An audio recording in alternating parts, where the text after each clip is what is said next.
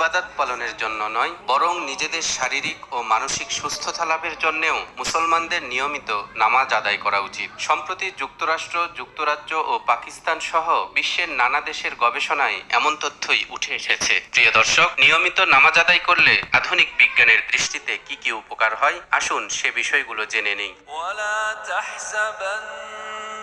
মানুষের বয়স বৃদ্ধির সাথে সাথে কোলেস্টেরল বা চর্বির দ্বারা দেহের শিরা উপশিরাগুলো সংকুচিত হতে থাকে। ফলে দেখা দেয় অসংখ্য রোগ ব্যাধি, যার মধ্যে উচ্চ রক্তচাপ, হৃদরোগ, অকালে বুড়িয়ে যাওয়া, ক্ষুধামন্দা অন্যতম। এই কোলেস্টেরল রোধ করার সর্বোত্তম পন্থা হলো ব্যায়াম, যা নামাজ আদায়ের মাধ্যমে খুব ভালোভাবে পূরণ হয়ে যায়।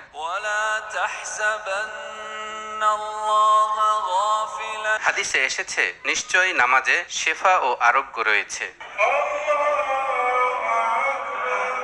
পাকিস্তানের বিখ্যাত হৃদরোগ চিকিৎসক ডাক্তার মোহাম্মদ আলমগীর এই হাদিসের সত্যতা প্রমাণের জন্য একটি মেডিকেল টিম গঠন করেন। একজন নামাজির শরীরে তারা নামাজরত অবস্থাতেই ইলেকট্রনিক রেডিওলজির মাধ্যমে পরীক্ষা করেন এবং দেখতে পান তাকবীরে উলা অর্থাৎ নিয়ত বাঁধার জন্য যখন কনুই পর্যন্ত হাত কাঁধ বরাবর উঠানো হয়, তখন স্বাভাবিকভাবেই রক্ত সঞ্চালনের মাত্রা বেড়ে যায়। কিয়াম অর্থাৎ দাঁড়ানো অবস্থায় হাত বেঁধে রাখার সময় কনুই থেকে কবজি ও আঙ্গুলের মাথা পর্যন্ত হাত ব্যবহৃত হয়, এতেও রক্তের চলাচল তীব্র হয়। এরপর রুকুর সময় হাঁটু, কনুই, কবজি এবং কোমরের সবগুলি জোর প্রবলভাবে ঝাঁকুনি দেয়, ফলে রক্ত সঞ্চালন বেড়ে যায়। সেজদাতে হাত, পা, পেট, পিঠ, কোমর, রান ও শরীরের সবগুলি অঙ্গ প্রত্যঙ্গের জোড়ায় নাড়া পড়ে এবং টান টান থাকে। এমত অবস্থায় রক্ত মস্তিষ্ক পর্যন্ত সঞ্চালিত হয়। তাশাহুদের বৈঠকের সময় কোমর থেকে পা পর্যন্ত রগগুলি টান টান হয়ে থাকে, এতে রক্ত সঞ্চালন বৃদ্ধি পায়। আর সবশেষে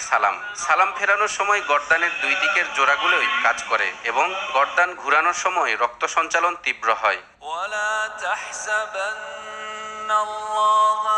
পাকিস্তানের আরেক চিকিৎসক ডাক্তার মাজেদ জামান ওসমানী ফিজিওথেরাপিতে উচ্চ ডিগ্রি নেয়ার জন্য ইউরোপে গিয়েছিলেন। সেখানকার বিশেষজ্ঞরা তাকে প্রমাণ করে দেখিয়েছেন নামাজের মতো ব্যায়ামের মাধ্যমে বড় বড় রোগগুলিও ভালো করা সম্ভব, যেমন মেন্টাল ডিজিজ বা মস্তিষ্কের রোগ, স্নায়বিক রোগ, অস্থিরতা ও অবসাদজনিত রোগ, হৃদরোগ, আর্থ্রাইটিস, ইউরিক অ্যাসিড থেকে সৃষ্ট রোগ, পাকস্থলীর ক্যান্সার, ডায়াবেটিস ইত্যাদি।